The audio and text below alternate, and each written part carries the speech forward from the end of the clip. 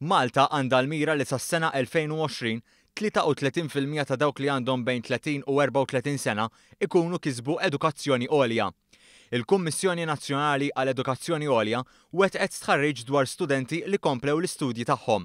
Tkellimna mal-kap eżekuttiv Idil Kassar. Qed nifhmu b'mod iktar ċar x'tip ta' xogħol jagħmel l-istudent li jistudja b'mod parallel mal-istudju tiegħu, x'etajiet għandu, x'inhuma l-commitments, kemm jiddedika ħin għall-istudju tiegħu, kemm jista' jiddedika ħin għal xogħol u għall-istudju, x'inhuma l-kundizzjonijiet tiegħu minn fejn iġib il-flus biex huwa jgħix b'mod diċenti. Kollox ġew intervistati 1190 student mill-Università ta' Malta, l-MCAST u l-ITS.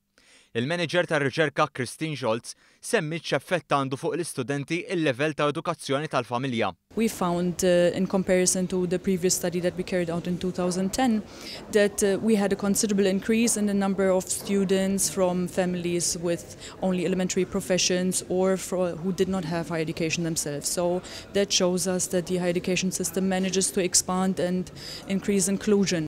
Ir-rapport jindika li 47% tal-istudenti intervistati daħlu fl-edukazzjoni għolja eżatt wara li kisbu ċ-ċertifikat tal-matrikola.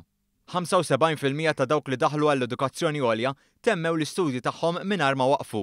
19% ta' dawk li waqfu l-istudji tagħhom għal xi żmien kienu waslu bejn l-under u l-postgraduate. Jirriżulta wkoll l-istudenti żgħażagħ li mhux qed jgħixu mal-ġenituri ibatu minn problemi finanzjarji iżjed minn sħabhom li huma iżgħar jew ikbar.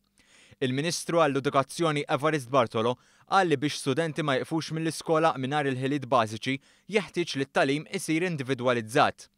Ir-rapport jifforma parti mill-proġett Eurostudent bl-involviment ta' 30 pajjiż Ewropew. Dan se jkun ippreżentat waqt konferenza Ewropea fi Vjenna fi frar.